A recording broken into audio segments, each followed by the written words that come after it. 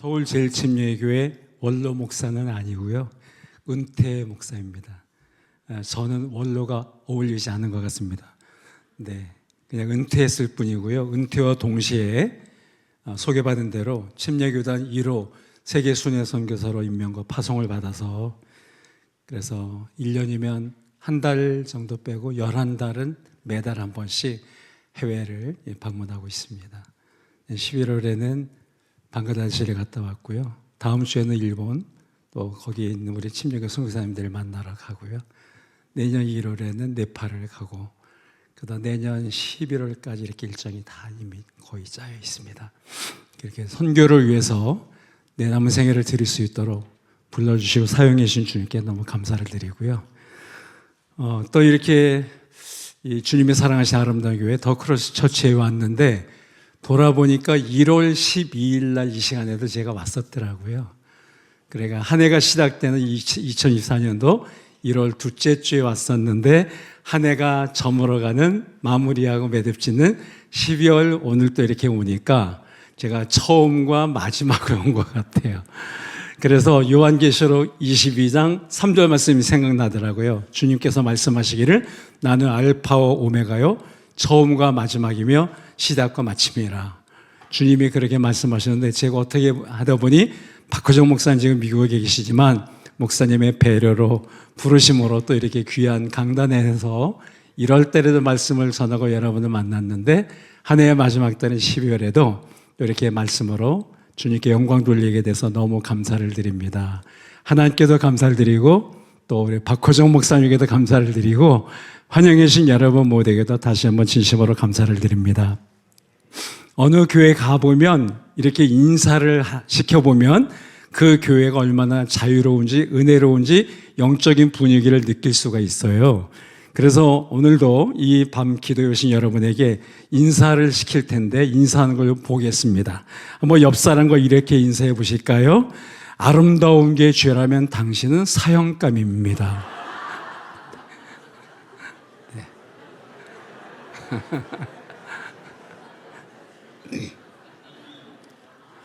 네, 조금 약하게 인사해 볼까요? 은혜스러운 게 죄라면 당신은 무기징역감입니다. 네. 제 아내가 여기 설교하러 온다고 하니까 부탁을 했습니다. 뭐라는 거면 여보 설교 절대로 길게 하지 마시고 심플하게 짧게 해주세요. 네, 그래서 저는 아내의 말을 잘 듣는 사람이기 때문에 심플하게 짧게 끝나고 기도한 시간을 갖도록 하겠습니다. 고든 맥도날드라는 세계적으로 알려진 영성 운동가가 계세요. 유명했던 분인데 그분이 옛날에 쓴 책이 우리나라에도 몇 권 번역되어 있는데요. 그 중에 하나가 뭔가 하면 영적인 열정을 회복하라 라는 제목의 책이에요. 그 영적인 열정을 회복하라 라는 책에서 그는 사람을 5부류로 분류하고 있는 것을 얘기하고 있습니다. 여러분도 그 중에 하나는 다 해당이 되거든요. 그래서 그 5부류를 소개할 테니까 어디에 해당되는지 한번은 자기를 돌아보시길 바랍니다. 첫째, 매우 생산적인 사람이 있다. 무슨 사람이 있다고요? 매우 생산적인 사람은 다른 사람에게 열정의 불을 붙여주는 사람이다. 그런 사람이 옆에 있으면 옆에 있는 사람이 막 기도의 불이 붙는 것 같고 전도의 불이 붙는 것 같고 선교의 열정의 불이 붙게 만드는 그런 사람이 있어요. 이런 사람을 고든 맥도날드는 매우 생산적인 사람이라고 했습니다. 두 번째는 매우 중요한 사람이 있다. 엄청 중요한 사람. 누구냐? 다른 이에게 열정의 불을 붙여주지 못하지만 내 안에 있는 열정의 불을 나누어주는 사람이다. 왜 어떤 사람 보면 자기 걸 잘 나눠주는 사람이 있잖아요. 밥도 잘 사주고 때로는 돈도 나눠주고 입었던 옷이 일망적 옷도 나눠주고 나눠주기를 좋아하고 잘하는 사람이 있는데 열정의 불을 자기만 갖고 있을 수 없어서 그 불을 나눠주는 사람이 있다는 거예요. 그래서 막 영적으로 한기가 들고 오돌도 떨던 사람도 그 사람 옆에만 가면 뜨거워져요. 심령이 뜨거워지고 믿음이 막 뜨거워지고 막 마음이 뜨거워지고 그렇게 만들어준 사람이 있다는 거예요. 열정을 나눠주는 사람, 이런 사람은 대단히 중요한 사람이다 라는 거예요. Very important person. 어떻게 발음이 괜찮나요? 네, 약자로 BIP. 당신은 대단히 중요한 사람이 누구야? 다른 사람에게 자신의 열정의 불을 나눠준 사람. 세 번째는 매우 중요하진 않을지 모르지만 훈련이 가능한 사람이 있다. 세 번째, 뭐가 가능하다고요?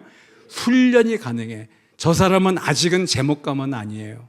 아직은 큰 그릇은 못 돼 있어요. 그런데 말씀으로 훈련시키고 기도로 다듬어지고 성령님의 도우심으로 훈련만 되면 제목감들이 있어요. 보면 교회 안에도 그런 분들이 계시고 오늘 밤 기도해 오신 분 중에도 그런 분이 계실 줄 믿어요. 이런 사람은 남에게 열정의 불은 붙여주지 못하고 또 열정의 불을 나눠주지 못할 망정 자기 안에는 열정의 불을 꺼트리지 않고 붙들고 있는 사람이에요. 아직은 남에게 영향을 못 줘요. 큰 힘도 없어요. 교회 안에 교회를 다니지만 어떤 한 부서를 맡아서 거기를 변화시키고 크게 하나님을 영화롭게 못하지만 이 사람은 싹수가 있어요.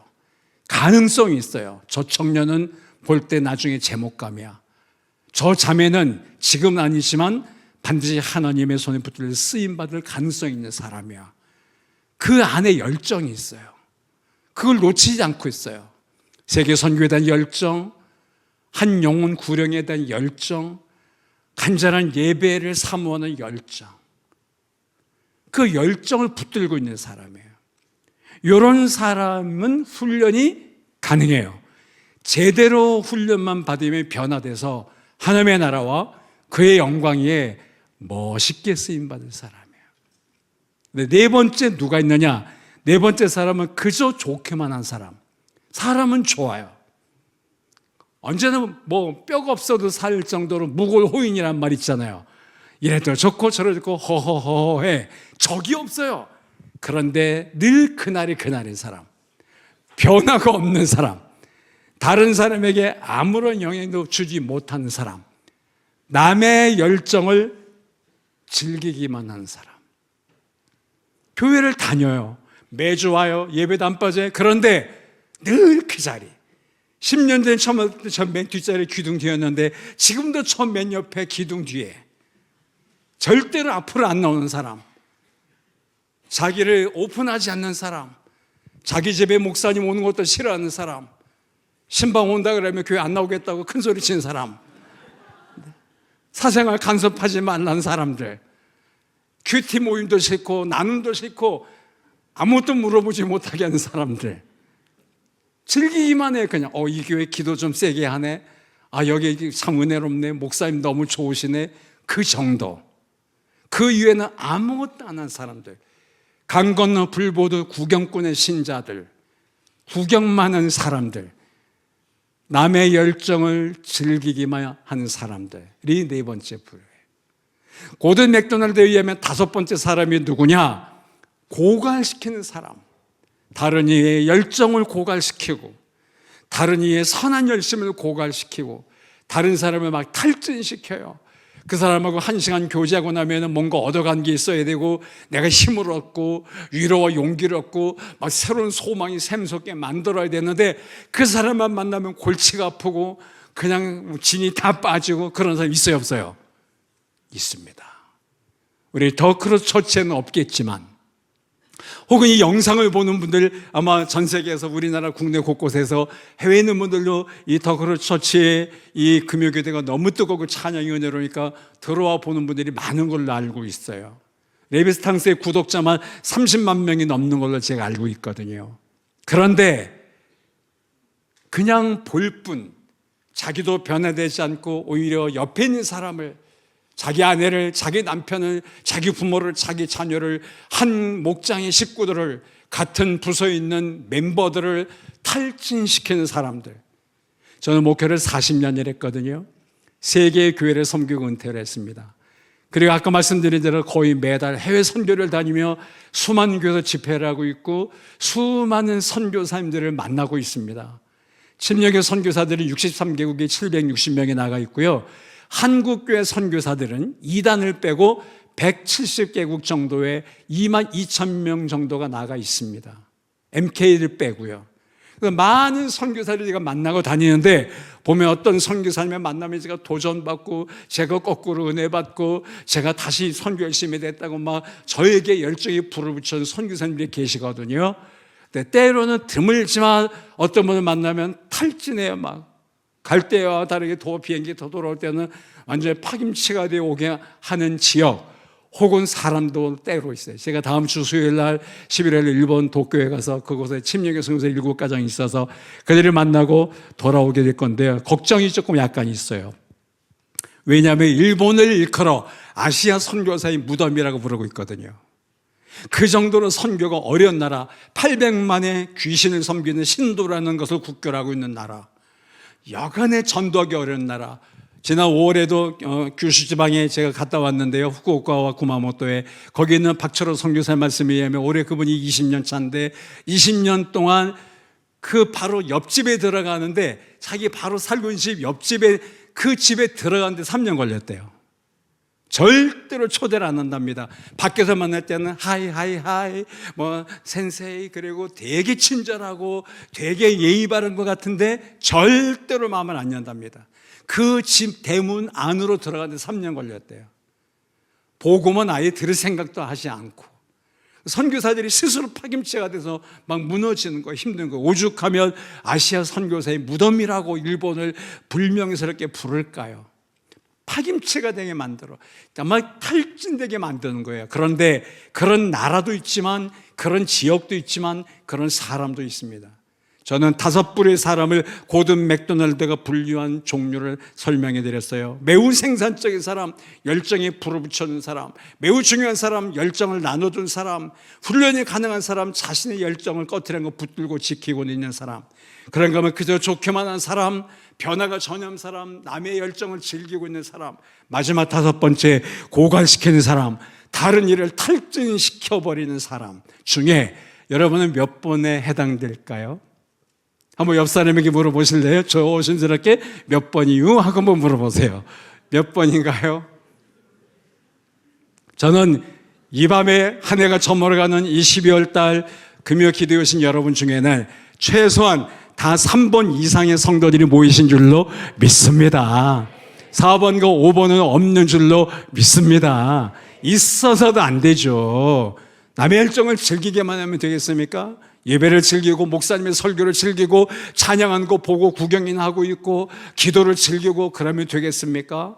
내가 직접 부르짖어 기도해야 되고 찬양해야 되고 온 힘을 다해 열정을 가지고 복음을 전해야 되며 하나님의 나라와 선교를 위해서 내가 가진 몸 그리고 물질과 모든 걸 우리가 다 드리는 삶을 살아야 되지 않을까요? 그런 사람이 하나님의 나라에 필요한 사람이고 하나님이 찾으신 사람이며 하나님의 영화를 까는 사람인 줄로 믿습니다.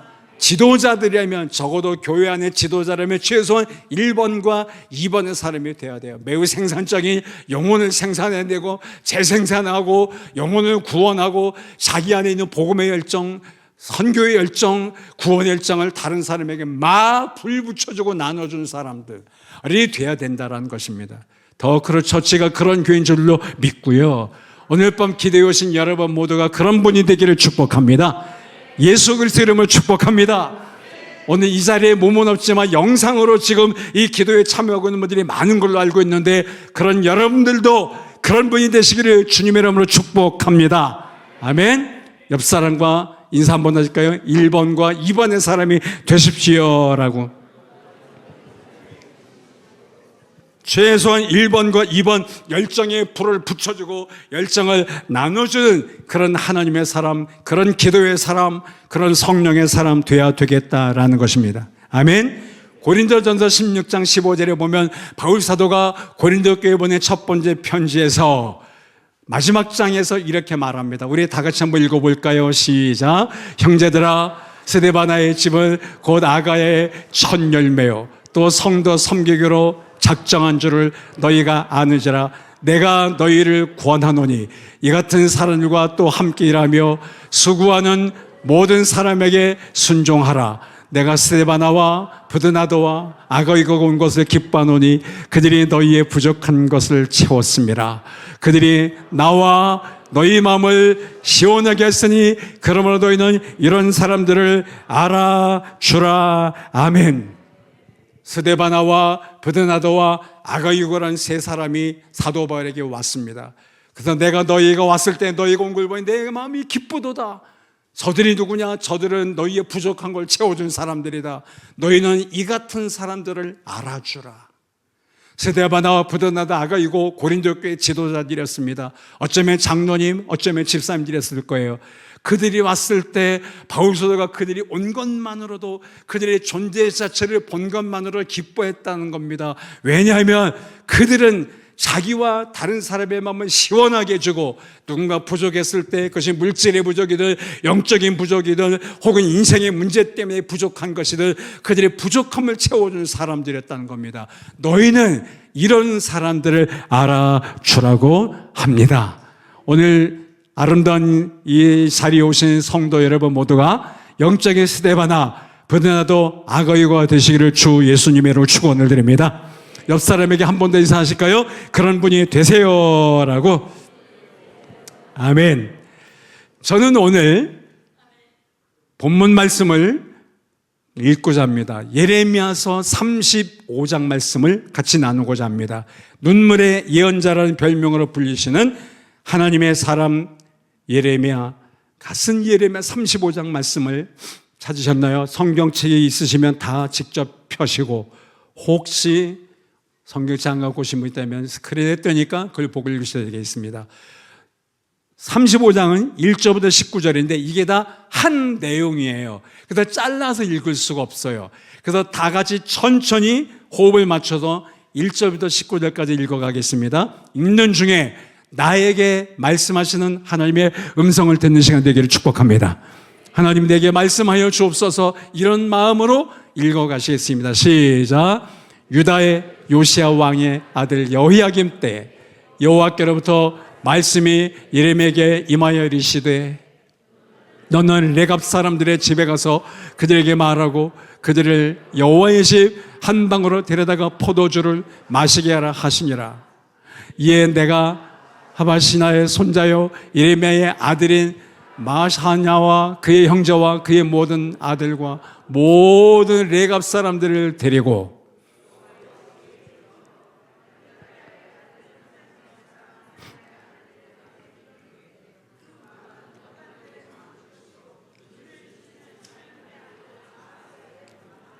내가 레갑 사람들의 후손들 앞에 포도주가 가득한 종자와 술잔을 놓고 마시라고 하매 그들이 이르되 우리는 포도주를 마시지 아니하겠노라.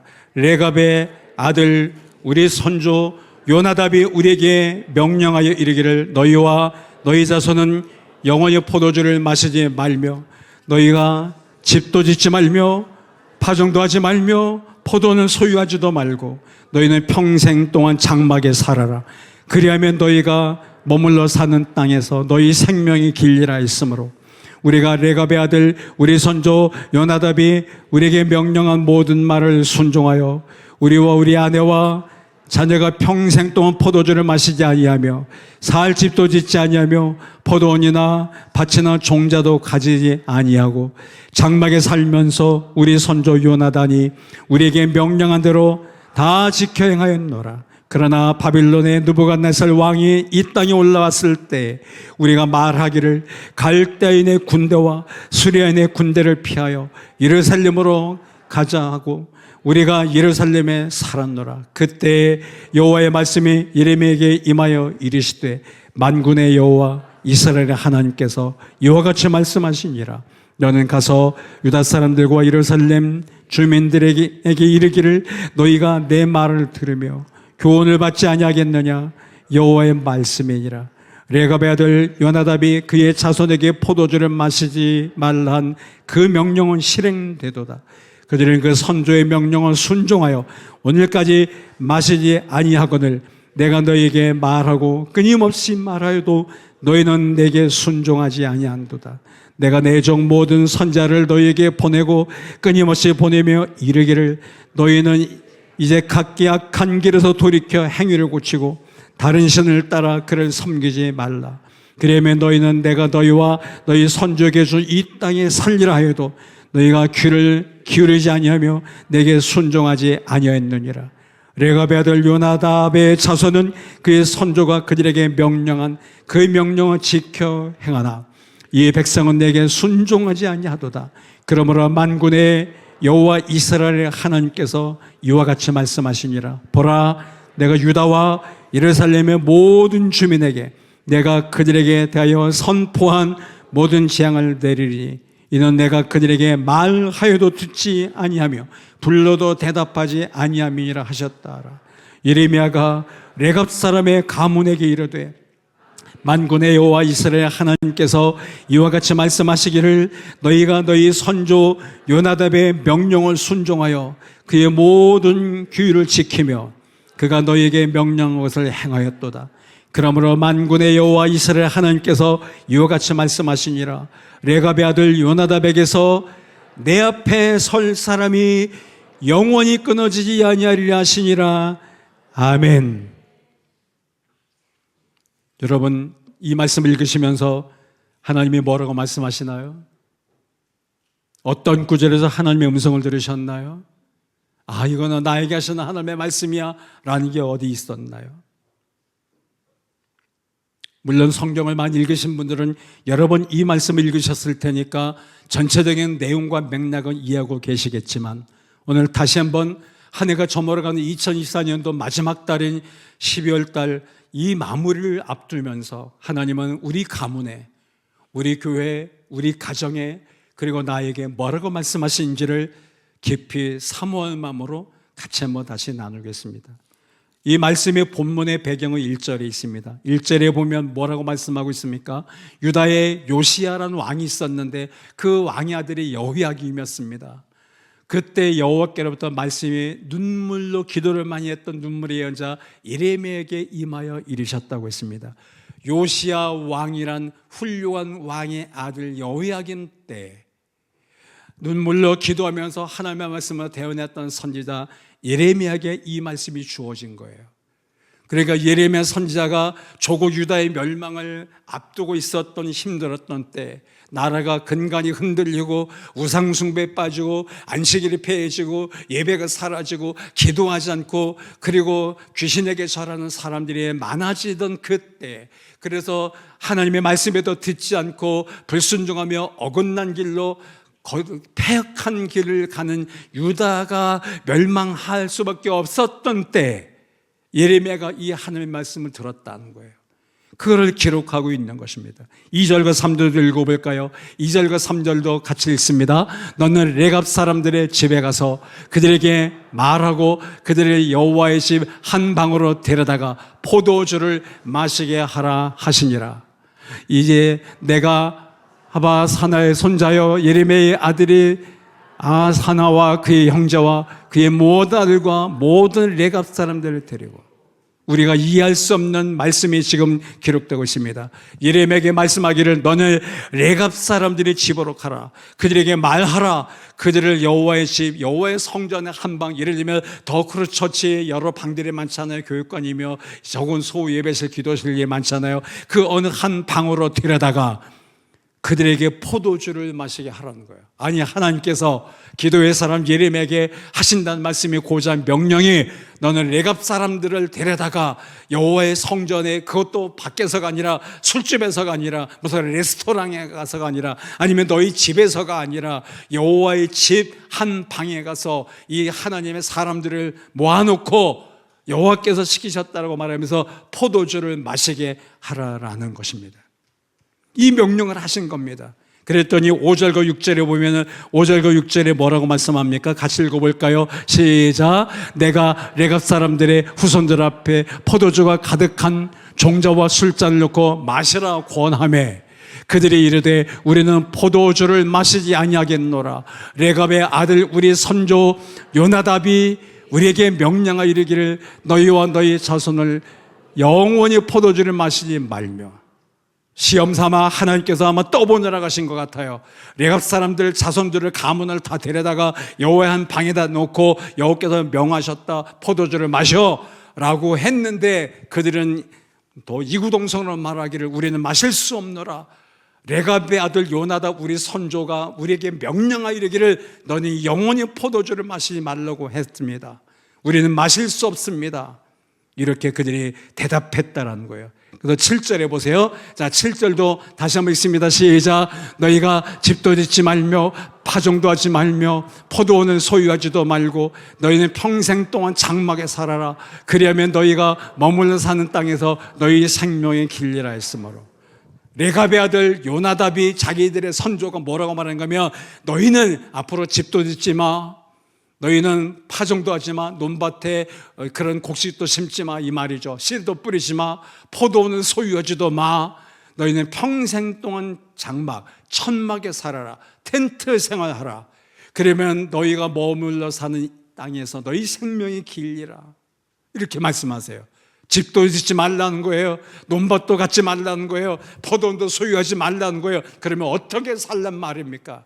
이렇게 산다면 가난뱅이로 사는 거는 눈에 보도 불보도 뻔한 건데 이거를 요구하는 겁니다. 조상이라는 분이 자기 후손들에게 레갑의 아들, 하나님을 경건하게 섬겼던 사람, 레갑의 아들 요나답도 믿음이 아름다웠던 사람인데 그가 자기 후손들에게 명령하기를 너희는 집도 짓지 마라, 너희는 논밭도 소유하지 마라, 너희는 포도원도 갖지 마, 너희는 씨도 뿌리지 마, 너희는 그냥 천막 생활해. 이 말은 한마디로 뭐 유목 생활하라는 거예요. 떠돌이 생활하라는 거예요.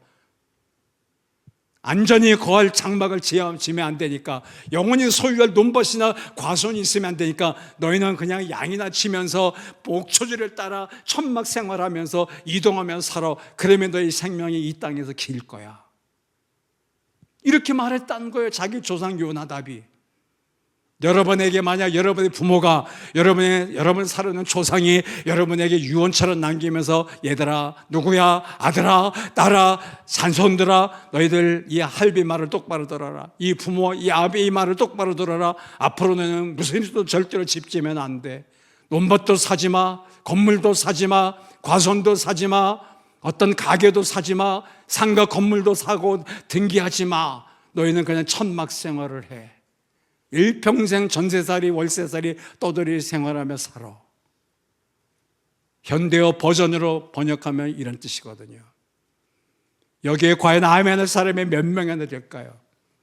아, 이게 하나님의 뜻이구나, 우리를 사랑하시는 하나님의 위대한 그런 섭리가 여기 들어있구나 라고 박수치며 할렐루야 맞이할 사람이 몇 명이 되겠냐고요.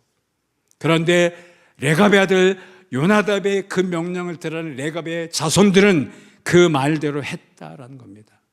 그래서 이들은 이때부터 영원히 정착하지 않은 떠돌이 생활을 해요. 유목 생활을 해요. 장막에서 그냥 쳤다가 옮겨 칠 수 있는 천막 생활을 일생 동안 하던 사람들이 레갑의 후손들이었어요. 우리는 돈만 생기면 집부터 살 생각하고, 그리고 땅부터 살 생각하고, 건물 사고, 상가를 소유하고, 내 안전보장을 위해서, 미래를 위해서, 자기들 자식들의 앞날을 탄탄대로를 위해서 우리는 다 돈 어디다 쟁여두고 막 그런 일부터 하지 않습니까? 아니, 여러분 알지 모르지만 세상 사람들은 그렇게 살지 않습니까?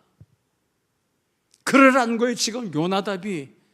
근데 그 후손들이 이 우리 조상 요나답이 그렇게 말했기 때문에 그 명령을 우리는 순종하노라 라고 말씀합니다. 8절부터 10절까지 읽어볼까요? 8절부터 10절을 다시 읽습니다. 시작. 우리가 레갑의 아들 우리 선조 요나답이 우리에게 명령한 모든 말을 순종하여 우리와 우리 아내와 자녀가 평생 동안 포도주를 마시지 아니하며 살 집도 짓지 아니하며 포도원이나 밭이나 종자도 가지지 아니하고 장막에 살면서 우리 선조 요나답이 우리에게 명령한 대로 다 지켜 행하였노라. 하나도 토를 달지 않고, 아버지 혹시 정신 나간 거 아니에요? 뭔가 판단을 잘못한 거 아니에요? 지금 세상이 어떻게 변해가는데 이런 요구를 할 수 있어요? 아버지 다시 생각해봐요. 이렇게 말하지 않고 그들은 자기들의 선조 요나답이 우리에게 명령한 대로 장막을 짓지 않고 논밭을 소유하지 않고 포도원을 갖지 않고 자기들이 일평생 장막에 살았노라. 나그네의 삶을 살았노라. 떠들의 생활 불편하고 힘들망정 하나님이 자기 조상들에게 명령한 말씀대로 우리는 순종하며 살았노라. 나그네처럼.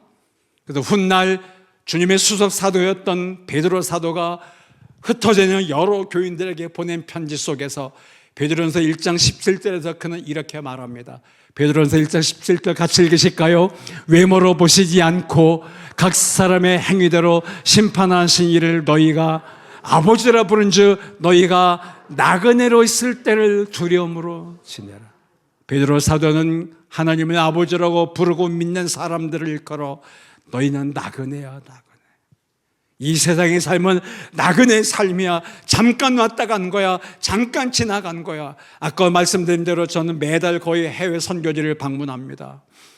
가까운 동남아를 비롯해서 그리고 멀리 있는 유럽까지 그리고 아프리카까지. 아프리카는 갈아타는 거 한 번까지 해서 만 하루를 가야 돼, 비행기를 타고. 제가 내년 8월에 남미 5개국을 순회하도록 이미 계획되어 있는데 남미는 비행기 안에서만 30시간 이상 있어야 되고요. 거의 이틀을 가야 되거든요. 그런데 저는 갈 때 가방 캐리어 큰 거 하나 23kg 안 남는 거, 그 다음에 작은 거 색 하나 들고 갑니다. 제가 보통 짧게는 10일, 보통 보름, 많게는 한 3주 정도 있다 오거든요. 왜? 저는 거기 영원히 살러 갈 사람이 아니니까. 갔다가 올 사람이니까, 내 아내가 기다리고 내 집 있는 곳으로 갔다 올 사람이니까 제가 무슨 가방을 캐리를 10개씩 들고 가고 무슨 밥그릇을 다 챙겨가고 옷을 그냥 사게 될 용을 다 갖고 그러지 않습니다. 저는 나그네로 갔다 오는 거니까. 그런데 베드로 사도는 말하기를 너희가 하나님의 아버지라 부른 즉 나그네로 있을 때를 두려움으로 지내라. 우리는 누구냐? 그리스도인은 인생과는 나그네 인생과네요. 우리는 잠깐 왔다 가는 사람들이에요. 이 세상에 영원히 살 사람들이 아니에요. 우리는 지나가는 사람들이에요. 우리가 가서 영원히 살 곳은 하나님 아버지의 나라 천국밖에 없는 줄로 믿습니다. 우리는 세상은 나그네 길이에요. 나그네 길. 우리는 거룩한 나그네래요. 영적인 나그네들이에요. 고상하게 말할 때 우리는 순례자들이에요. 필그림들이에요. 우리는 이 세상은 순례자의 심정으로 순례길을 가는 거룩한 믿음의 나그네들이지, 이 땅에 집 짓고 이 땅에 포도원을 소유하고 이 땅에 파종을 하며 이 땅에 500년 1000년 영원히 살 것처럼 사는 사람들이 아니란 말이에요. 나그네 인생이에요. 우리는. 한번 저를 따라할까요? 우리는 다 나그네입니다. 한 번 더, 우리는 나그네입니다. 옆 사람에게 인사할까요? 나그네십니다. 나그네십니다. 나그네입니다. 나그네는 짐이 간초래요. 많지를 않아요. 자꾸만 줄여야 되는 거예요. 이 나그네의 길을 살아가면서.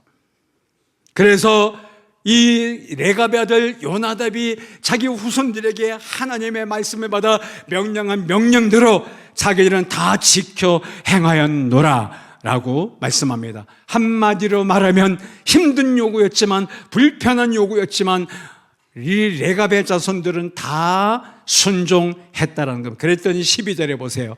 12절 말씀도 같이 읽습니다. 12절 말씀 시작. 만군의 그때 여호와의 말씀이 예레미야에게 임하여 이르실 때, 다시 여호와의 말씀이 예레미야에게 그때 임합니다. 요나답의 후손들이 우리 조상이 우리에게 명령한 대로 다 지켜 순종하며 살기로 했습니다 라고 했더니 하나님이 그때 그들의 모습을 보시고 예레미야에게 다시 말씀합니다. 그 내용이 바로 13절 14절이에요 13절 14절 큰 소리 읽습니다. 시작. 만군의 여호와 이스라엘 하나님께서 이와 같이 말씀하시니라. 너는 가서 유다 사람들과 예루살렘 주민에게 이르기를 너희가 내 말을 들으며 교훈을 받지 아니하겠느냐. 여호와의 말씀이니라. 레갑의 아들 요나답이 그의 자손에게 포도주를 마시지 말라 한 그 명령은 실행되도다. 그들은 그 선조의 명령을 순종하여 오늘까지 마시지 아니하거늘 내가 너희에게 말하고 끊임없이 말하여도 너희는 내게 순종하지 아니하도다. 요나답의 아들 레갑의 조선들을 너희는 포도주를 마시지 말라, 장막을 짓지 말라, 파종하지 말라, 소유하지 말라고 했더니 레갑의 자손들은 다 순종했느니라. 그러나 너희는 내가 말하고 또 말하여도 듣지 아니하도다.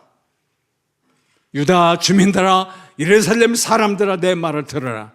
레갑의 자손들은 그의 조상 요나답을 통하여 내 말을 전했을 때 그들은 다 순종하고 실행했도다.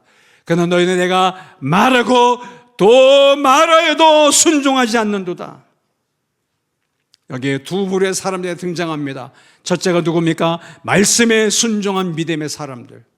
두 번째가 누굽니까? 말씀을 들었지만 불순종한 예루살렘 주민들과 유다 사람들이 불순종했다는 겁니다. 오늘 밤 이 아름다운 은혜로운 뜨거운 기도에 오셔서 이 말씀을 경청하고 계신 성도 여러분은 어디에 해당되십니까? 여호와의 내게 말씀 없어도 종이 듣겠나이다. 여호와의 제게 말씀을 제가 실천하겠나이다. 주님, 제게 말씀해 주세요. 말씀대로 살겠습니다 하는 분들이신가요? 아니면 이지가지 핑계와 변명과 구실을 내세워 억지로 합리하면서 지금 때가 언젠데 이런 요구를 하십니까? 지금 우리나라가 얼마나 어려운데 이런 걸 요구하십니까? 부담됩니다. 자, 시기상조입니다. 다음에 하면 안 될까요? 핑계하고 변명하는 불순종했던 영적 예루살렘과 유다 주민은 아니신가요?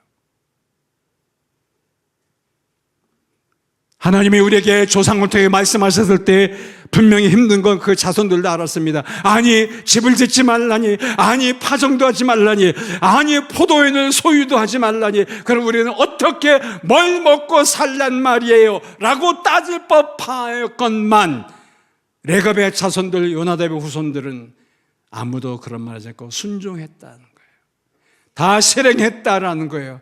불편한 삶을 감당했다라는 거예요. 하나님의 명령을 따라 나그네 삶을 살기로 결심했다라는 거예요. 내 것을 땅에 묻어두지 않고 내 이름으로 소유된 어떤 걸 갖지 않고 내 이름으로 등기된 어떤 권리를 주장하지 않고 하나님의 나라와 그의 영광 위해서라면 내가 그런 것도 포기할 수 있겠습니다. 말씀대로 순종하겠나이다 라고 하며 지켰던 사람들이 레갑의 아들 요나답의 후손들이었다라는 거예요. 그러나 동일하게 여호와께서 말씀하셨지만 너희는 내가 말하고 또 말하여도 듣지 아니하는도다. 오늘 이 밤에 오셔서 그리고 영상을 통해서 이 기도에 동참하게 된 분들 중에 누가 그런 분이 계시겠습니까? 많은 오늘 한국 교회가 점점 그쪽으로 많이 간 것 같아요. 말씀은 말씀이고 생활은 생활이고 목사님은 목사니까 그렇게 설교한 거고 나는 나고요. 이런 식으로 산 분은 계시지 않나 모르겠습니다. 여러분은 다 요나답의 후손들 맞나요? 레갑의 자손들 맞나요? 경건한 믿음의 삶을 살기로 결단한 분들 맞나요? 대답해 보세요. 여러분, 신앙생활에서 가장 중요한 게 뭘까요? 신앙생활에서 가장 중요한 게 뭘까요? 물론 사람마다 관점에 따라 가정에 따라 어떤 분은 뭐 믿음이요, 어떤 분은 말씀이요, 또 어떤 분은 뭐 기도요, 뭐 여러 가지 얘기할 수 있겠죠. 또 뭐 저 같으면 선교요 이렇게 말할지 모르겠지만 저는 신앙생활에서 가장 중요한 게 뭘까? 두 글자. 뭘까요? 네, 확실히 우리 여기 오신 분들은 순위가 대부분 하나 맞추시네요. 순종입니다. 아무리 말씀을 골백 번 읽어도 그 말씀대로 살지 않으면 그 말씀은 글자에 불과한 것이에요. 우리가 미치도록 목이 시도록 주여 외치면서 부르짖어 간구하여도 기도할 때뿐이고 이 문을 나서는 순간 내 식대로 살고 순종하지 않으면 그 기도는 허공을 치는 울리는 꽹과리에 불과한 것입니다. 하나님은 오늘 우리에게서 누구를 만나기 원하시는지 아세요? 말씀대로 겸손히 순종한 사람들, 말씀은 그렇지만이라고 하지 않고 아멘, 말씀대로 행하겠나이다, 말씀대로 순종하겠나이다, 말씀대로 실행하겠나이다, 말씀이 그렇다면 그런 겁니다, 이런 자세로 사는 레갑의 영적 후손들을 오늘 만나기를 원하신다고요. 한 문자를 따라서 할까요? 말씀이 그렇다면 그런 겁니다. 말씀대로 행하겠나이다. 주여 나에게 말씀 없어서 말씀대로 실천하겠나이다. 아멘. 말씀대로 실천하는 것, 순종보다 중요한 게 없어요. 이스라엘 초대 임금이 누구죠? 사울 임금이 아말렉과의 싸웠을 때 승리를 했습니다. 하나님의 도심으로. 그래서 전리품에 많이 취합니다. 그때 모든 가축을 다 죽이라고 명령했는데 자기가 볼 때 살이 토실토실한 이쁜 것들은 남겨두고 나머지 비실비실한 것들만 다 죽인 것 같아요. 그때 사무엘 선지자가 방문했을 때 이 짐승 울음소리 어디서 들리는 것이요? 그랬더니 핑계를 댑니다. 저 살찌고 좋은 거는 하나님께 드리려고 남겨뒀습니다. 이런 식으로 구실을 내고 핑계를 했겠죠. 그랬더니 하나님께서 말씀에 불순종한 사울을 왕으로 삼고 후회하셨다라고 15장에 기록되어 있고, 그 사무엘을 향하여, 그 사울 임금을 향하여 사무엘 선지자가 사무엘상 15장 22절에서 이런 말씀을 남깁니다. 여러분도 아시는 거예요? 같이 읽어보겠습니다. 사무엘이 이르되 여호와께서 번제와 다른 제사를 그의 목소리를 청종한 것을 좋아하심같이 좋아하시겠나이까? 순종이 제사보다 낫고 듣는 것이 순양의 기름보다 나으니. 아멘. 순종이 뭐보다 낫다고요? 제사보다 낫다고. 제사는 요즘 말로 번역하면 예배라고 할 수 있어요. 순종이 예배보다 낫다는 거예요. 그렇다면 예배가 필요 없단 말일까요? 예배 안 들어도 된단 말일까요? 그 뜻이 아닙니다. 아무리 예배 시간 안 빼먹고 매주마다 오고 모든 기도의 자리에 참여할지라도 순종하지 않으면 그 예배가 무슨 의미가 있으며 그 기도는 왜 한 것이며 그 의식은 왜 하는 거냐는 거예요. 순종하지 않는다면. 순종이 제사보다, 예배보다, 기도회보다, 순종이 성경 공부보다, 순종이 제자 훈련보다, 순종이 어떤 봉사보다 난 이유는 바로 거기에 있는 겁니다. 순종하지 않으면 그게 다 무슨 의미가 있는 거냐는 거예요. 오늘 사랑하는 더크루 처치 금요 기도에 오신 성도 여러분 모두는 순종의 사람 되시기를 주님의 이름으로 축원을 드립니다. 아멘. 히브리서 5장 8절과 9절에 주님이 이렇게 말씀을 하세요. 히브리서 5장 8절과 9절 같이 읽으실까요? 그가 아들이시면서도 받으신 고난으로 순종함을 배워서 온전하게 되셨은지 자기에게 순종하는 모든 자에게 영원한 구원의 근원이 되시고, 주님도 순종을 배웠다고 말씀하시고 자기에게 순종하는 모든 자에게 온전한 구원이 되신다. 자기에게 순종하는 자에게 주님은 영원한 구원, 온전한 구원, 완전한 영생의 구원의 은혜를 선물해 주시는 거예요. 순종하지 않으면 없어요.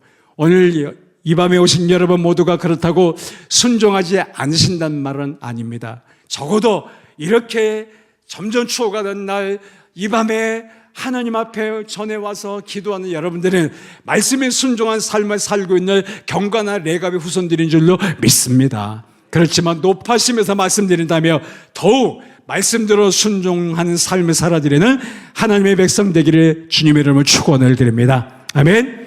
한번 따라서 하실까요? 순종하면 은혜가 오고 복종하면 축복이 온다.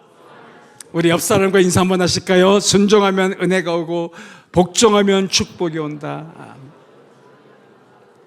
성경에 보면 순종이라는 단어가 나오고 복종이라는 말도 나오거든요. 그러면 순종과 복종은 차이가 뭘까요? 순종과 복종은 차이점이 뭘까요? 말씀해 보세요. 이 앞에 아까 맞춰주신 분. 순종은 뭘까요? 순종의 뜻은? 순종은 뭘까요? 네, 순종은 잡종의 반대입니다. 네, 이거는 썰렁한 유머고요. 순종은 자기가 좋아서 하는 게 순종이에요. 자기가 스스로 지키는 게 순종이에요. 그럼 복종은요? 힘들어도 싫어도 내 뜻과 맞지 않아도 따르는 것, 그게 복종이에요.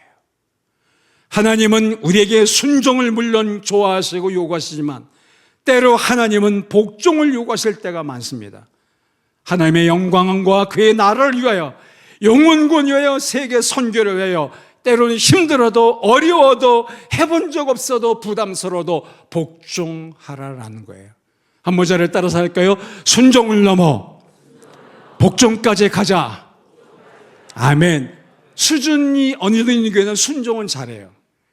그런데 거기서 멈춰요. 복종하지 않습니다. 그런데 정말 하나님의 사람들을, 그리스도 예수의 십자가의 군병들은 복종까지 갑니다. 군대는 순종이 없어요. 군대는 다 상명하달이에요. 상관이 명하면 순종이 아니라 복종하는 거예요. 우리는 십자가의 군병들이에요. 영적인 하나님 나라의 군사들이에요. 그리스도 예수의 좋은 아미들이에요.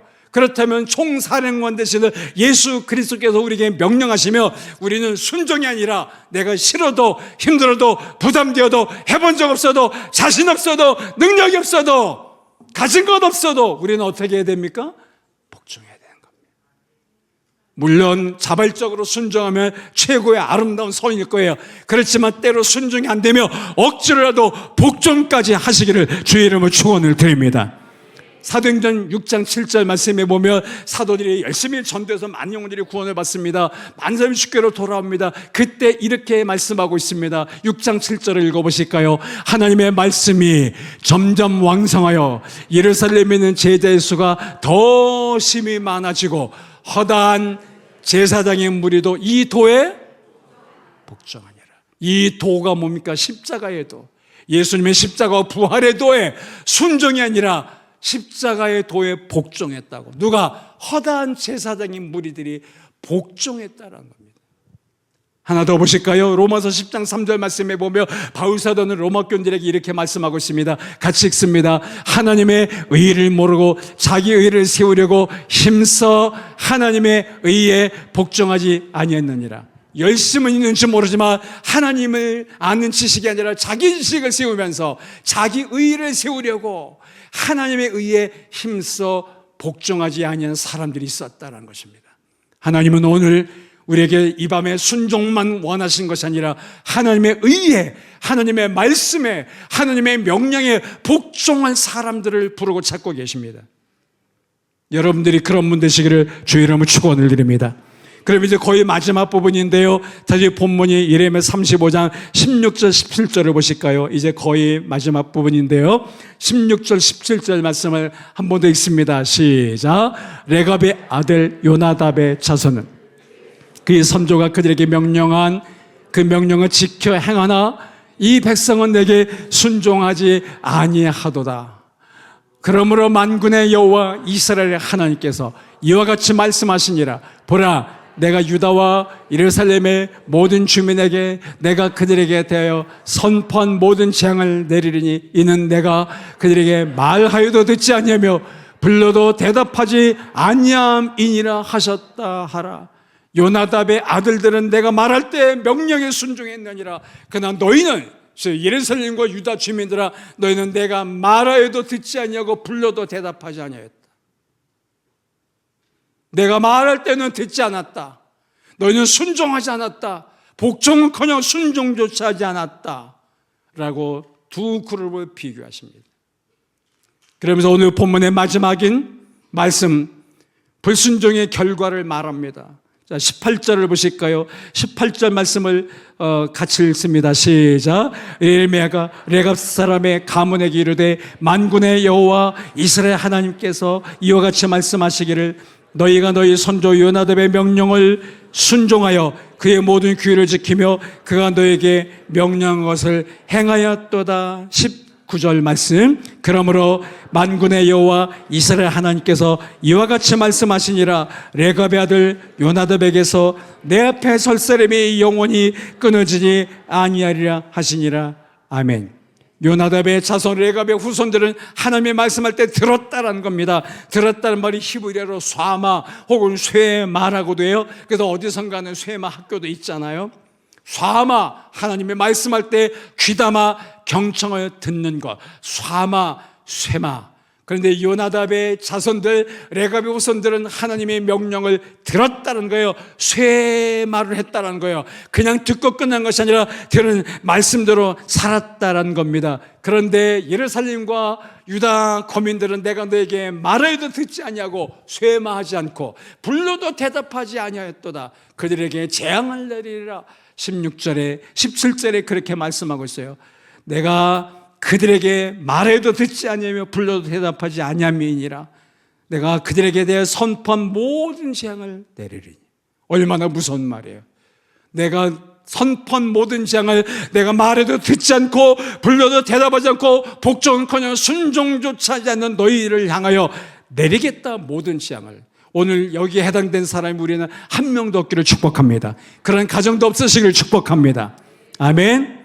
우리에게는 뭐가 임해야 돼요? 18절 19절 하나님의 말씀에 순종한 레갑의 자손들, 요나답의 후손들에게 받을 복이 저와 여러분에게 임하기를 주의 이름으로 축원을 드립니다. 그것이 뭡니까? 19절 말씀에 19절에 다시 한번 읽어보면 그러므로 만군의 여호와 이스라엘 하나님께서 이와 같이 말씀하시니라 레갑의 아들 요나답에게서 내 앞에 설 사람이 영원히 끊어지지 아니하리라 하시니라. 내 앞에, 즉 만군의 야훼 하나님 앞에 설 사람이 영원토록 끊어지지 아니할 것이다 라고 말씀합니다. 끊어진단 말이 히브리어로 카라트라는 단어예요. 끊는다, 자른다 이런 뜻이에요. 끊는다, 자른다. 내 앞에 설 사람이, 하나님의 약속한 축복이 너희 가문에는, 너희 자손들에게는, 너희 앞길은 끊어지지 않을 거야, 카라트하지 않을 거야 라고 말씀한 것입니다. 우리는 16절 17절 너에게 선포한 모든 재앙이 너에게 임할 거야. 이유는 너희는 내가 불러도 대답하지 아니했고 내가 말해도 너희는 듣지 아니했어. 좌마하지 아니했어. 너희는 복종커녕 순종도 하지 않은 사람들이야. 너희를 향한 선포한 모든 재앙을 내리리라. 그러나 18절 19절에 그러나 요나답의 자손들은 명령한 명령을 다 지키고 순종했다. 내 말을 들었다. 그들은 내 앞에서 설 자가 영원히 끊어지 아니할 것이니라. 아멘. 오늘 이 밤에 기도해 오신 여러분 가문에 의로운 하나님의 자녀가 영원히 끊어지 않기를 축복합니다. 믿음의 대가 끊어지 않기를 축복합니다. 축복의 역사가 끊어지 않기를 축복합니다. 응답의 역사가 끊어지 않기를 축복합니다. 아멘. 우리는 그런 복을 받아야 되는 거예요. 영적인 요나답의 자손 레갑의 후손들이 이 밤에 되기를 우리 이따가 기도하기를 원합니다. 하나님, 제가 레갑의 후손이 되게 하옵소서. 우리 가문이 요나답의 후손같이 되게 하여 주옵소서. 여호와께서 말씀할 때 쇠마 잘 듣게 하여 주옵소서. 그 명령을 실행하게 하여 주시옵소서. 그리고 하나님이 주시는 은혜와 복을 누리며 살게 하여 주시옵소서. 이 땅에 사는 동안 영원히 끊어지지 아니하는 하나님의 은혜와 복 앞에 하나님 앞에 서게 하여 주시옵소서. 아멘. 한번 제가 여러분들에게 나쁜 것은 다 끊어져라 그러면 여러분들은 끊어져라 하시면 된 겁니다. 왜 저거 국회의원들 데모 때 보면 뭐하라 그러면 뭐하라 막 그러잖아요. 한번 흉내 내볼까요? 좋은 쪽으로. 자, 제가 뭐 어떤 걸 말하면 여러분은 끊어져라 하기만 하면 되는 거예요. 자, 준비하시고 말로 하지 말고 끊어져라 해보는 겁니다. 장풍 쏘듯이. 모든 불신과 분열은, 미움과 시기는, 교만과 다툼은, 나쁜 습관과 영적 죄는, 아멘. 근데 잘 안 끊어질 것 같아요. 끊어져라 이래갖고 되겠어요? 다시 한 번 더. 모든 불신과 분열은, 불순종과 불평과 불만도, 나쁜 습관과 버릇도 끊어져라. 사단의 시험과 계략도 끊어져라. 아멘. 다 끊어질지어다. 성령의 검으로 끊어버릴지어다. 하나님의 말씀으로 끊어버릴지어다. 주님의 능력으로 끊을지어다. 이 밤에 각권과 그동안 줄줄이 딸려오던 모든 잘못된 끊어버리지 못한 것들 12월에 가게 돼 다 끊어버리고 2025년도는 새 출발을 멋지게 하시기를 주의 이름으로 축원을 드립니다. 그러면 반대로 끊어지지 않고 계속돼야 될 것들이 있을 것 아니겠어요? 그죠? 네, 그것도 제가 말할 테니까 계속될지어다 뭐 외치는 거예요. 계속될지어다 하는 겁니다. 감사의 응답도, 변화와 은혜도, 영원권의 역사도, 기도응답도, 부흥과 성장도, 선교의 열매도. 아멘. 계속되기를 원하십니까? 뭐가 계속되기를 원하십니까? 주여 내게, 그리고 우리 가정에, 우리 가문이 영적의 레갑의 가문과 같이 되어서 하나님 앞에 영원히 설 자가 끊어지지 않게 하여 주시옵소서. 어떤 집안은 믿음의 대가 끊긴 집안이 있어요. 육신의 대가 끊긴 것보다 무서운 게 영적인 대잖아요. 저는 딸이 둘이에요. 물론 이제는 그 딸들이 다 나이가 먹었어요. 그래서 제가 조금 젊었을 때 우리 교회 집사님들이, 나이 많은 집사님들이 그러셨어요. 목사님, 아직은 젊어서 모르세요. 고추 달린 거 하나 나세요. 우리가 키워드릴게요. 자기들이 키워준데 나보고 자꾸만 나래요. 절대로 그 시험과 유혹에 넘어가지 않았습니다. 저는 딸들로 족합니다. 왜? 육신의 대가 끊긴다고. 목사님 지금은 모른대요. 나중에 후회하실 거래요. 나이 든 다음에. 저 절대로 후회하지 않습니다.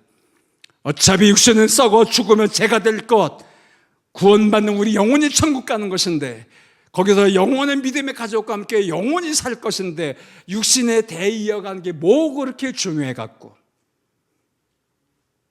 우리가 더 두려워할 것은 믿음의 대가 끊기는 거라고요. 여러분의 자녀들은 신앙생활 잘 하시나요? 여러분의 가족은, 여러분의 가문은 다 그리스도 안에 하나가 되어 있나요? 믿음의 사람들의 영적 레갑의 자손들인가요? 요나답의 명령에 아멘 순종하면서 하나님 앞에 설자가 끊어지지 않는 축복을 누리는 가정들이신가요? 아니면 여기 혹은 과분 믿음 가진 분 계시지 않나요? 너무 표현이 원색적이어서 미안합니다만은, 혼자는 잘 믿는데 수시면 또 혼자 믿는데 왜 남편은 이 자리에 없나요? 여러분, 부모는 믿음이 좋은데 왜 자식은 세상에서 방황하고 있나요?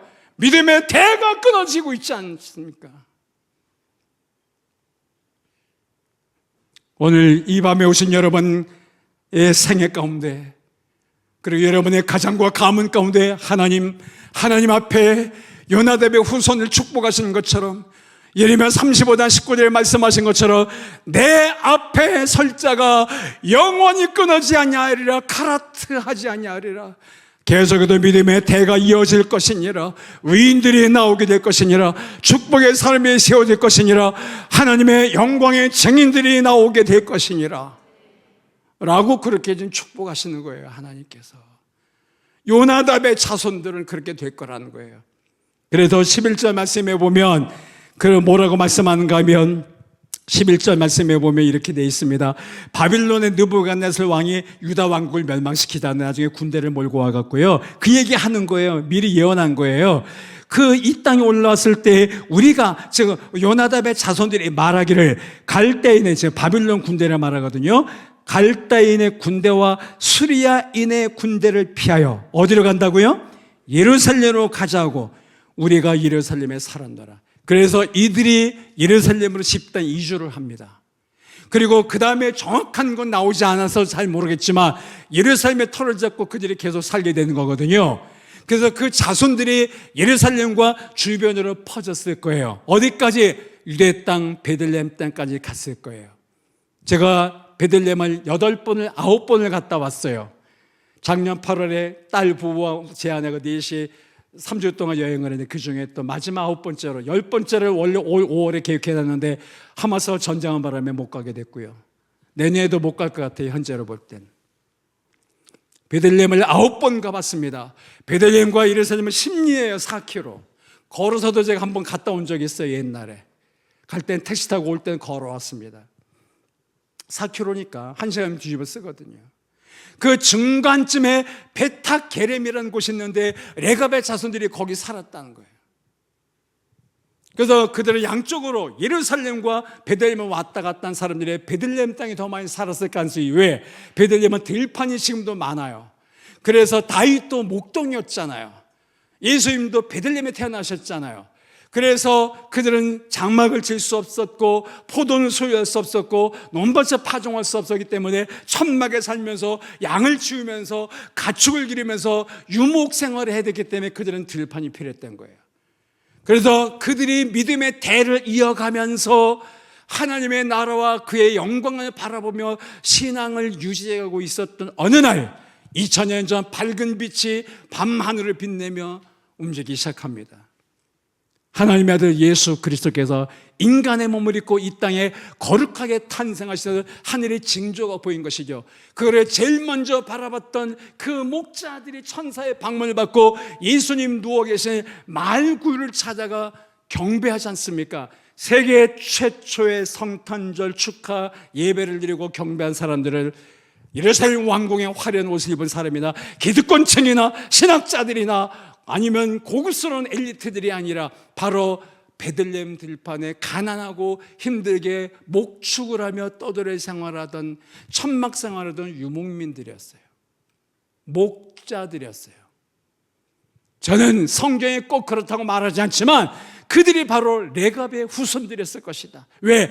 그들은 바빌론 군대가 쳐들었을 때 그걸 피난하여 예루살렘에 가 살기로 결단 집단 이주했는데, 그러면 자손들이 점점 퍼졌겠죠. 왜? 가축을 키워야 되는 도시보다는 들판이 많은 곳이 필요했을 테니까 점점 심리 떨어지는 베들레헴으로 이동을 했을 것이고, 그러다 어느 날 지금도 2000년 전 예수 그리스도가 인간의 몸을 입고 하나님의 아들로 인류의 구세주로 탄생했을 때 최초로 찾아가 엎드려 경배하고 찬양했던 사람들은 목자들, 레갑의 후손들이었을 것이다.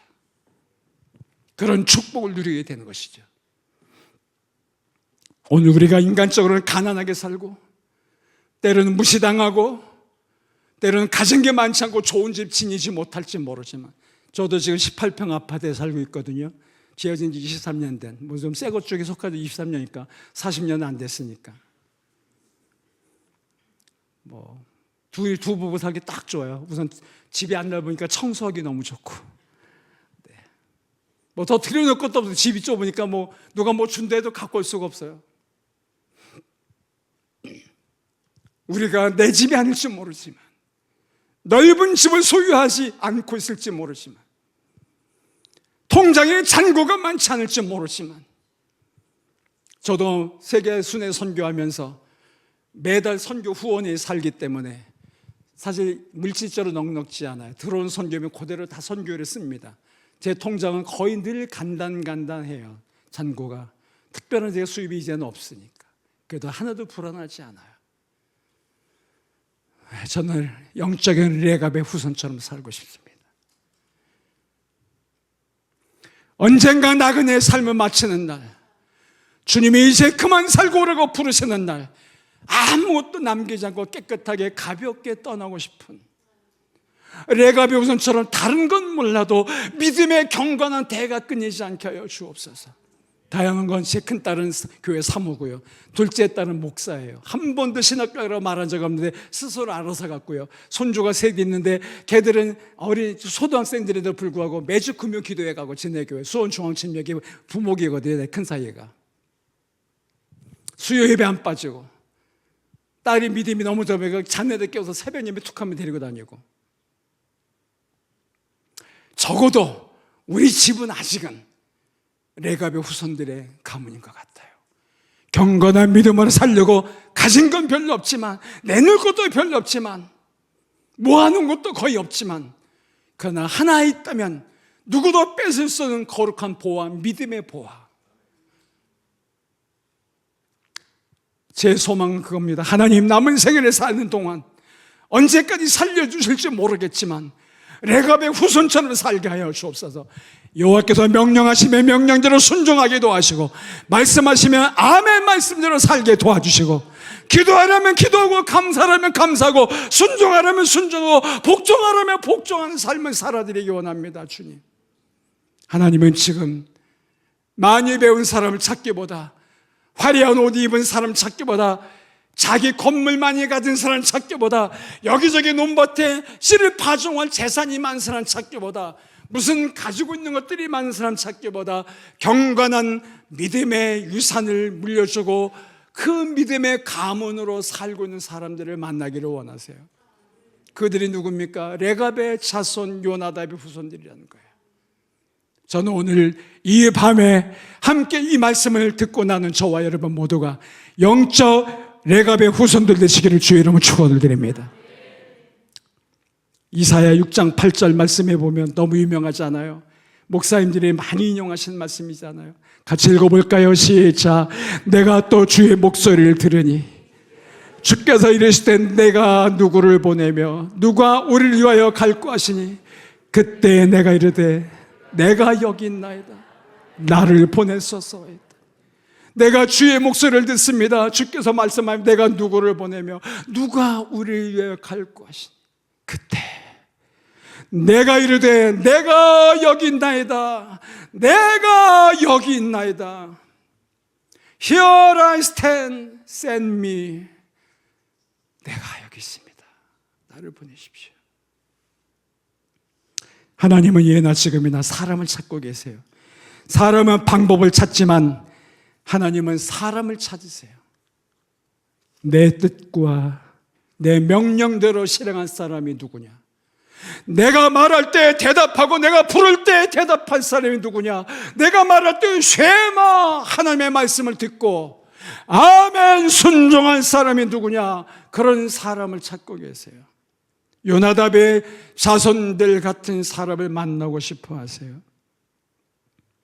지금 아시는 대로 며칠 전에 갑자기 발생한 사건 때문에 온통 나라가 소용돌이에 휩싸여 있습니다. 혼돈에 빠져 있습니다. 교인들조차도, 교회 지도자들조차도 좌와 우로 나뉘어 서로 갈라져 있습니다. 심지어 대놓고 묻습니다. 어떤 사람은 목사님은 좌요 우요라고 묻습니다. 저는 대답합니다. 그런 질문이 올까봐 갖고 다닙니다. 나는 좌도 아니고 우도 아니고 예수파라고. 나는 좌파도 우파도 아니라고 예수파라고. 어떤 사람이 대놓고 나보고 목사님이 실례지만 나이가 어떻게 되세요? 묻기가 거북하니까 이렇게 묻습니다. 실례지만 띠가 이렇게 묻습니다. 저는 이렇게 대답합니다. 나는 예수띠라고. 나는 예수 보혈로 거듭나고 예수 그리스도의 십자가와 부활의 은혜로 새 생명을 얻고 태어난 예수띠라고. 나는 예수파라고. 민주당도 국민의힘도 아니고 윤석열도 이재명도 아니고 그 누구도 아니고 오직 예수 사람이라고. 예수님의 말씀하면 순종하는 거고 예수님이 하라면 하는 거고 예수님이 싫어하는 건 안 하는 거고 동성애하지 말라면 안 하는 거고. 우리는 예수파 사람들 아닙니까? 우리는 예수때 사람들 아닙니까? 하나님은 내가 누구를 보냈고 말씀할 때 주야 내가 여기 있나이다. 나를 보내소서. 나 예수 그리스도의 사람이 여기 있습니다. 예수님이 하라면 하고 가라면 가고 예수님이 죽으려면 죽고 예수님의 말씀한 대로 살기 원하는 예수의 사람들이 여기 있습니다. 저를 보내십시오. 저를 써주십시오.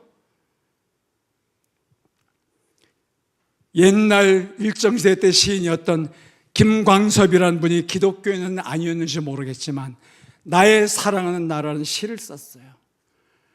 한번 여러분 저걸 같이 읽어보실까요? 나의 사랑하는 나라 천천히 읽어보세요.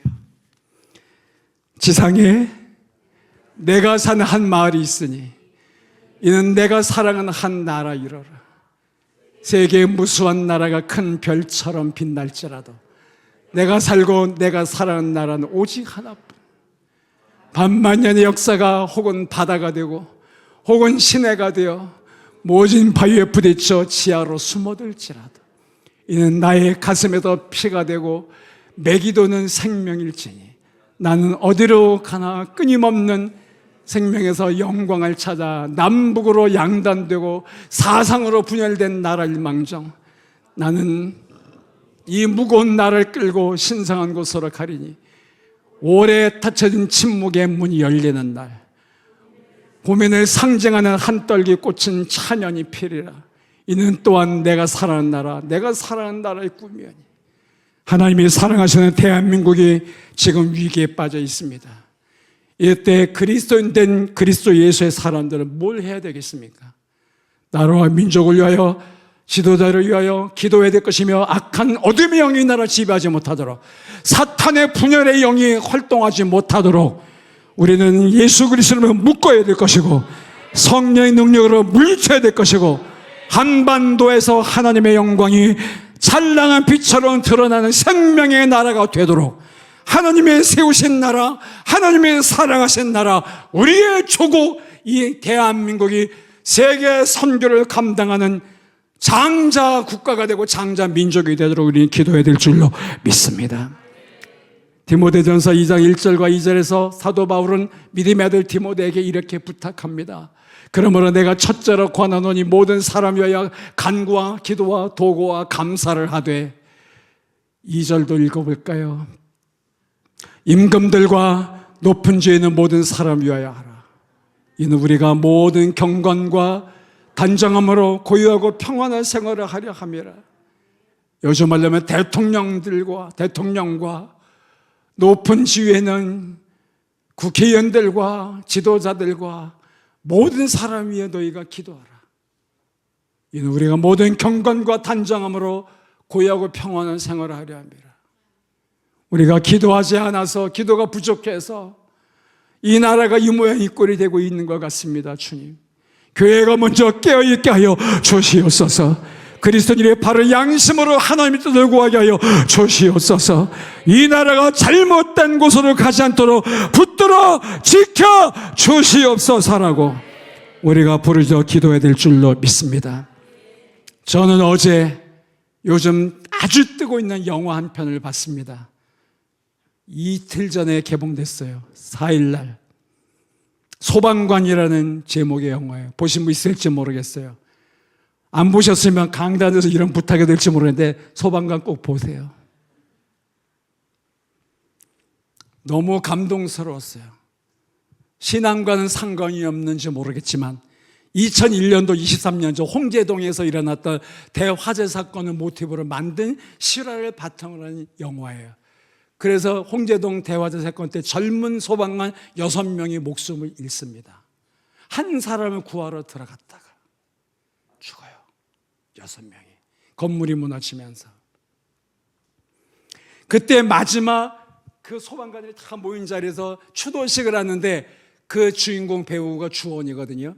주원이 마지막 거기서 그들의 죽은 사람들의 이름을 부르면서 그 다음에 시를 하나 읽습니다. 그 시가 스모키 린이라는 미국의 소방관이었는데요. 지금도 66년 전에 1958년도에 큰 화재가 난 곳에 출동했다가 어린아이 3명을 구출하지 못해요. 애들이 새카만 채로 타 죽어요. 그것 때문에 너무 가슴이 아픈 스모키 린이라는 소방관이 자책감을, 그 아이들을 구출하지 못했다는 자책감 때문에 집으로 돌아와 울면서 쓴 기도가 있어요. 그게 바로 저겁니다. 소방관의 기도.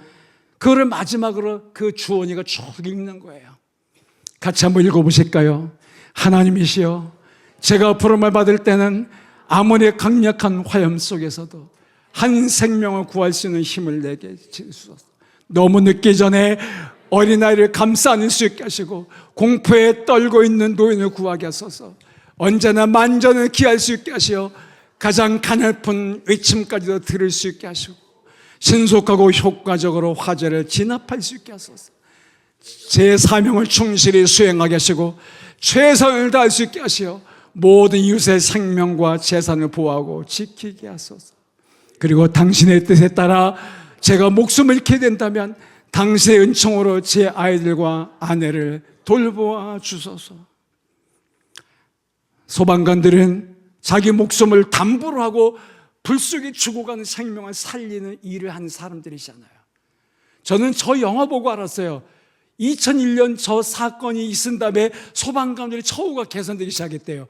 그 장갑도 다 자기들이 사서 썼대요. 글쎄 몰랐어요. 그리고 소방관들이 국가 공무원으로 전환된 게 3년 전 2021년도랍니다. 그전에는 아니었대.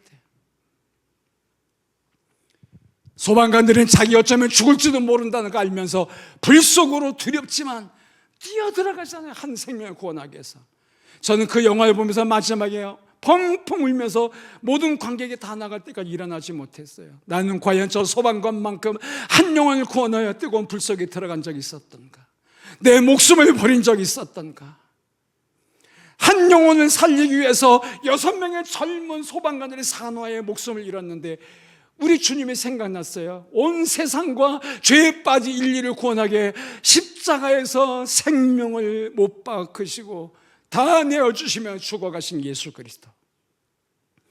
그 주님이 탄생하신 날을 기념한 성탄절이 3주밖에 남지 않았는데 의식적으로 아니라 연령사가 아니라 무슨 행사하는 성탄절이 아니라 예수님이 왜 이 땅에 오셔야만 했는 그 의미를 묵상하면서 그 예수님이 왜 십자가에 못 박여 죽으셨는가 하는 것을 생각하면서 오늘 우리가 레갑의 자손처럼 스모키 린의 기도처럼 하나님 내가 하나님의 부름을 받을 때 화염 속에라도 한 생명을 구원하기 위해서라면 두려움 없이 들어가게 해달라고, 한 생명을 살리기 위해서라면 내가 목숨을 잃을지라도 달려가게 해달라고, 지체하지 않게 해달라고, 내가 설사 하나님의 뜻에 따라 목숨을 잃는다면 내 아내와 아이들을 맡깁니다, 이런 기도까지 하면서 불 속에 들어갔던 소방관들처럼 오늘 우리가 영적인 소방관이 되어서 세상에 마귀가 놓고 있는 수많은 이 불신앙의 불들, 화염들을 끄기 위해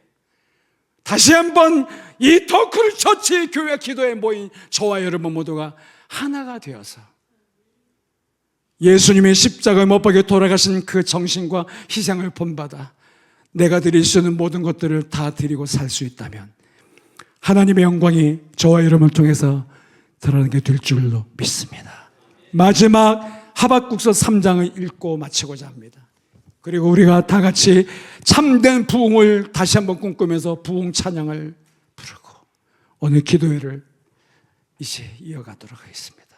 하박국 3장 2절과 3절 말씀을 마지막 말씀으로 읽고